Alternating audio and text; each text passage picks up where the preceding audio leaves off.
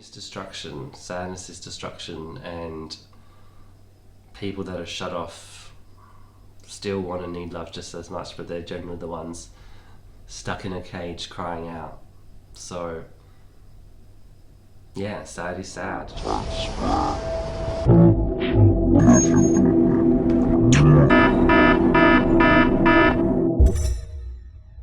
Hello and welcome back to Thirst Time. I am going to be reviewing a theatre production which I happened to see at the cinema tonight called A Little Life.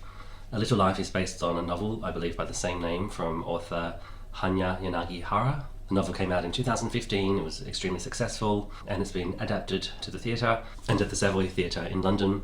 It got filmed for distribution at cinemas. It's been out for a few weeks now. I was thinking, look, it's 4 hours long, it's got to be good, right? I mean, A Little Life was, I think, adapted by someone called Ivo van Hove. Had an array of actors. The main character is Jude. The second leading character is Willem. Apparently there were a lot of warnings about distressing scenes and nudity and blah, but there was absolutely no nudity.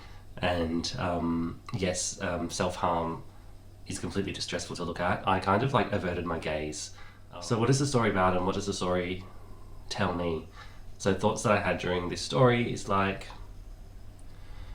to some degree, I think we can all relate to feeling like damaged goods and how our damage sets us back, how our damage makes us build a wall or have a scar or a shell that we hide inside, and how difficult it is to ever break free from that.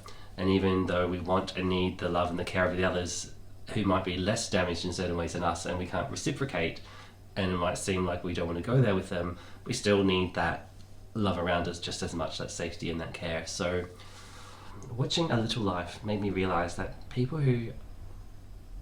who are subjected to ongoing long-term horrific trauma, more damage is more damage. It's not black or white. There's like shades of grey. We're all somewhere on a spectrum, and this character has been through so much, has found a way to medicate in a very harmful, destructive way, and you wonder, like, at certain points, well, he's living, he's doing his best to cope and stay alive, and whatever your own personal demons are or your own personal struggles, and you find yourself in a bad habit that you can't break, and then you try and break it, but then you can't cope because that's a coping mechanism for whatever else that you've developed. Do I think the story was realistic? Hell no, definitely not at all. But how realistic to life can it be on a theatre stage? They need to improvise to show things, and the dialogue has really got to say a lot, so clearly it's not going to be super real to life. So the story is really about self-harm, and it's in such an explicit way. If you smoke that cigarette, if you eat the junk food, if you stay out all night drinking or stay in all night drinking, or whatever you might do, we do have our self-destructive self-harm in very much smaller ways that hold us back, and there are coping mechanisms because it becomes your sense of identity. I'm used to thinking this, I'm used to feeling that, and we're not completely malleable, and this is how we know how to be, so I'm just going to keep doing this and keep getting this result so I can keep feeling this way, even whether I'm happy or not. And I guess it can work both ways, actions for good reinforcing for good, actions reinforcing for bad, positive or negative self-worth, and then various levels of self-harm, from the things I mentioned to the physical inflictions of pain that this character was doing.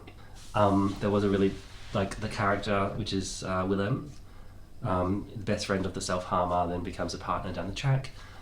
He's such a beautiful character. The placement of this actor, Luke Thompson, for this role was just, it was gorgeous. I really thought he was a sweetheart and a very open, warm, lovely man.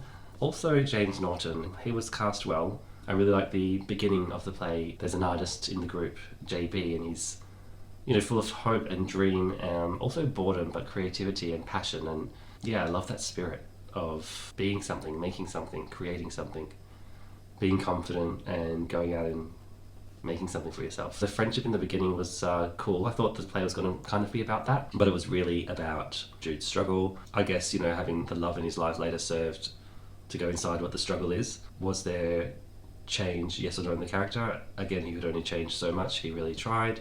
We don't necessarily know why Willem loved Jude so much. I think he loved his best friend, he cared for him, and he had a really big heart, and I guess it's the idea of if I'm not there for them, what do they have? And that is a beautiful form of love as well. You know, the most recent zeitgeist is about self-fulfillment, self-realization. But to self-sacrifice is a beautiful form of love. It's quite deep. It's not just you make me happy. It's more like you are fucking up my life, but I really care about you. I'm not gonna lie, I was looking at my phone. Did I think the story dragged? I actually don't think it dragged at all. It could have been said in less time for sure, but it was not too long and drawn out. Yeah, so the story has a lot of other themes going on in it, but I just thought I would do this review because I really think it really helped me give my attention to my own demons and my own obstacles, my own hurdles that I am unable to cross over, and just to acknowledge them. So yeah, thank you so much for watching. Stay tuned, and I hope to see you in the next video.